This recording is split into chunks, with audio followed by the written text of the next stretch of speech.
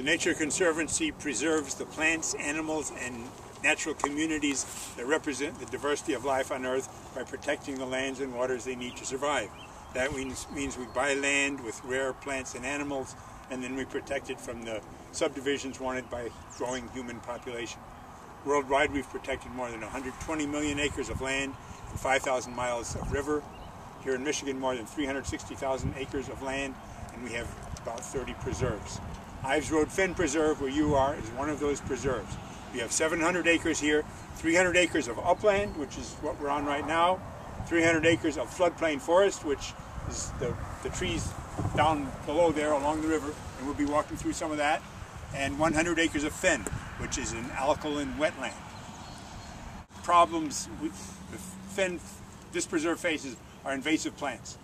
We work on invasive weeds in the floodplain forest, garlic mustard and dame's rock in April and May. Every Saturday 9 to 1 we meet up there at the sign on the number on the post says 5909. And then from June through the middle of November we work on woody invasives. This year we're probably going to be mainly in the floodplain forest on the other side of the river working on honeysuckle, because we cleared this side of the river after about 20 years of effort. We started meeting back in January for Lenawee birders, and there used to be an Audubon Society in Lenawee County. We kind of want to, the main goal is to kind of resurrect the Sauk Trail Audubon Society, so we're getting interested people together. We did an owl prowl, we did a great backyard bird count at Hidden Lake Gardens in late February, so it's good to see some familiar faces and some new people. But we want to kind of highlight different areas in Lenawee County, so this is just one of the amazing places of Lenawee County. I've never even been here before. So this is really awesome that Russell could open this up and you guys could come do this for us. I really do want to show everyone all the different ecosystems that we have here. So we're going to have a route that's about a 3-mile hike is what we want to do. But we're going to start by walking through some upland area, similar to what you see here. That area had been part of a gravel mine. Was what it was used for, so you'll see a large depression, and there's a lot of grassland birds. I'm expecting to see some different types of sparrows out there today. Once we get through that area, we're going to go through some restoration areas where we are in the process of restoring some oak savanna habitat. And right now it'll look very similar because it's just starting, but you come back in 10-20 years it will look much different, and hopefully have a much different community of plants and animals as well. We're going to stop when we're out at a heron rookery that we have here down in the floodplain. We're going to have a nice spot set up on the hillside and look out. Of course, I use hillside, you flatlanders. It's not really a hill, but you know what I mean. To you guys it's a hill, but anyway. We'll be looking out over at the river at a heron rookery, and then we're going to start doubling back. When we come back, we're going to go through the fen itself, so you actually get to see some of the fen, and that's why you need to have your muck boots for that part. So, you know, it might not be the most comfortable to hike in when you're in the upland area, but you definitely need to have your muck boots when we're in the upland area. We'll also be in the floodplain as well, and they're probably, I'm not saying for sure, but I'm pretty sure there might be some warblers down in there already. I was starting to hear some when we were out yesterday.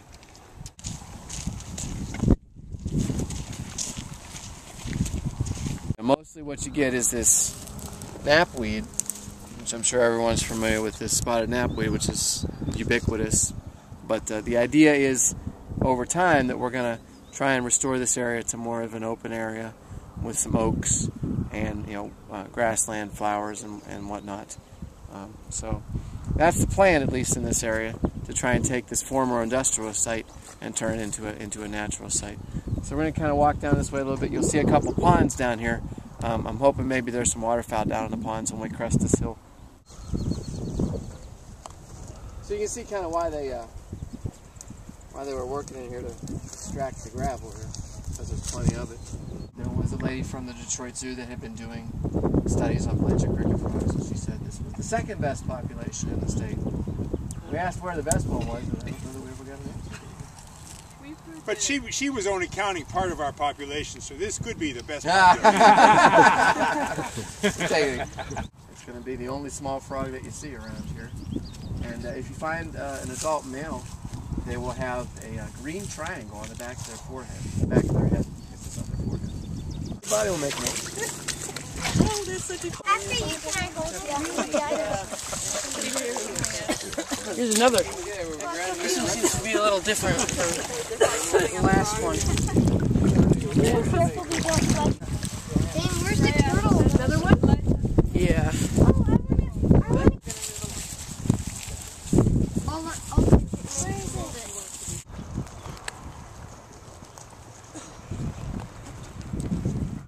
What's that? Want to tell us what this is? You know what this is? It's a cocoon or something. I heard mantis something, but You got it. Okay, this is a praying mantis egg case.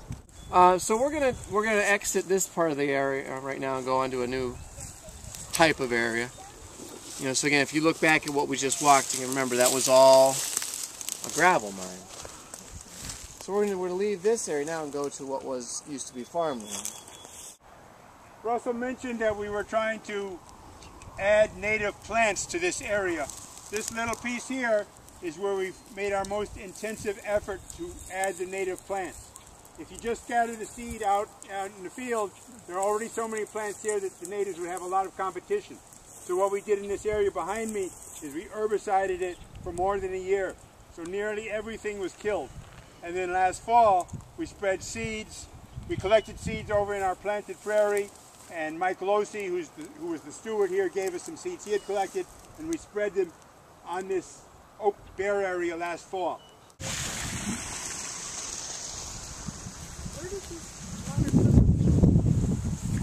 This is an actual spring area.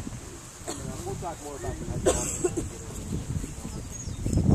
Follow this up, just end up in the dry bigger soybean field.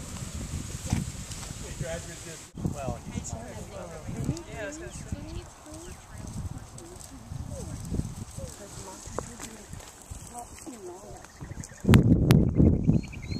So most of the preserve is,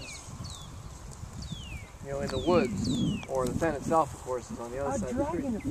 But yeah, there's dragonflies out already.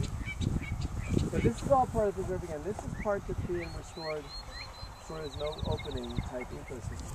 This was actually burned, prescribed burn last spring.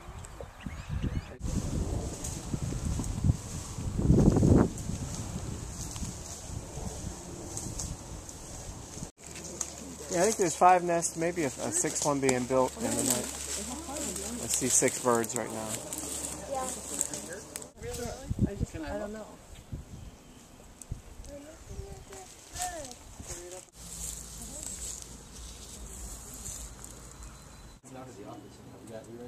Put one foot on there. And put the other foot in the. Here, give me this foot. Put this foot, the heel right here. Inside there. Now pull up. Yeah,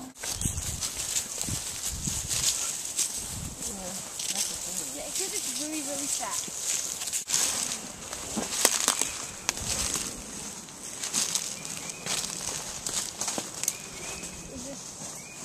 The river raisin. This is an active restoration site, so there's going to be lots of places where you see things like this. And these are very dangerous.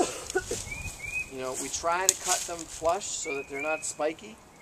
So if you fall on them, you should hopefully just get a bruise instead of getting impaled.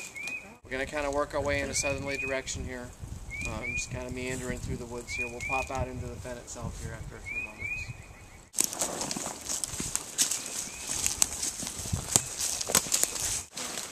A nice little overview of, or overlook of the river here. I almost said overview of the lake. I don't know what. The sandy hillside here often has kingfishers that'll nest in it. I wonder when we're going to get our bells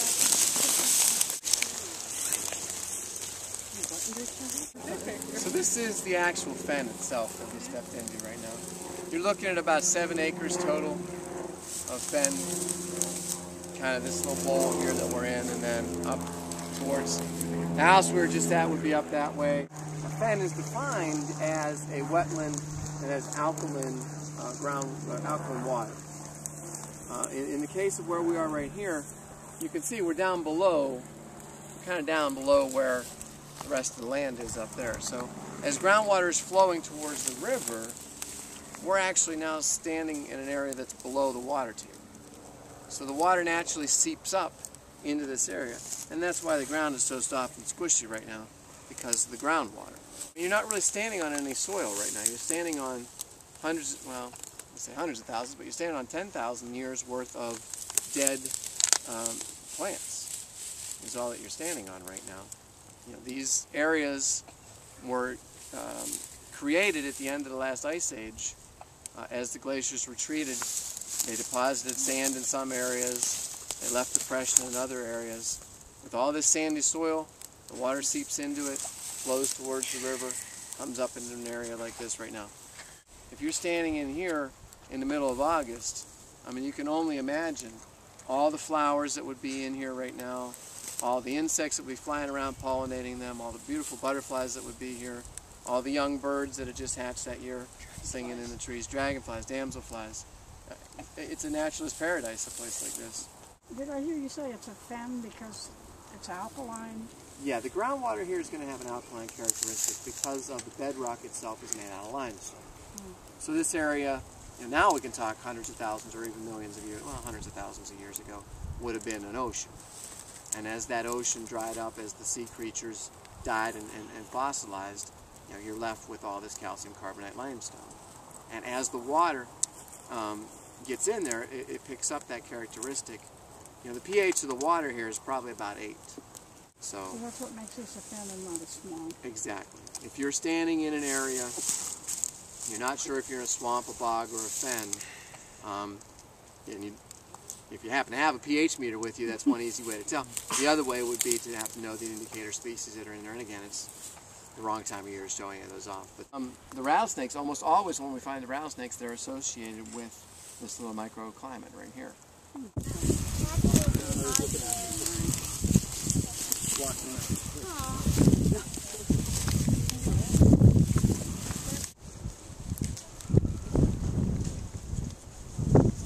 So we're going to cut through the fen here. It gets real wet at the end. We'll get back on the hillside. We'll walk through the floodplain a little bit more after that, all right?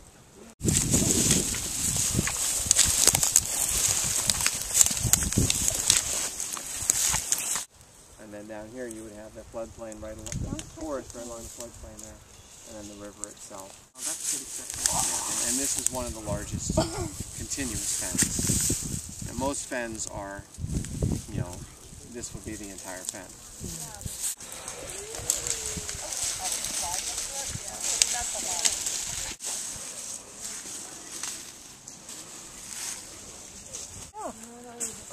So there were? Deer. I just saw one. Okay.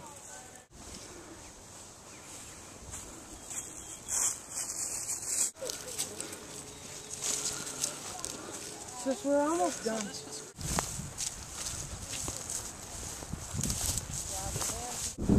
You don't think so? 26, 27, 28, 29, 30. 30 different species. Get out of here. Not today, all right? Yeah. Really? Today? Wow. Yeah, we have bluebirds, field sparrows, red-tailed hawks, crows, red-winged blackbird, goldfinch, turkey vulture, song sparrow, tree sparrow, robins, mockingbirds. I heard a killed deer. Bye-bye. Tree swallows, cardinal, flicker, blue jay, downy woodpecker, starlings, chickadees, juncos, house sparrow, tufted titmouse, grackle, housefinch, great blue herons, mourning dove, golden crowned kinglet, chickadee, cowbird, Carolina chickadee. Or Carolina wren, that's what I meant to say. Carolina wren.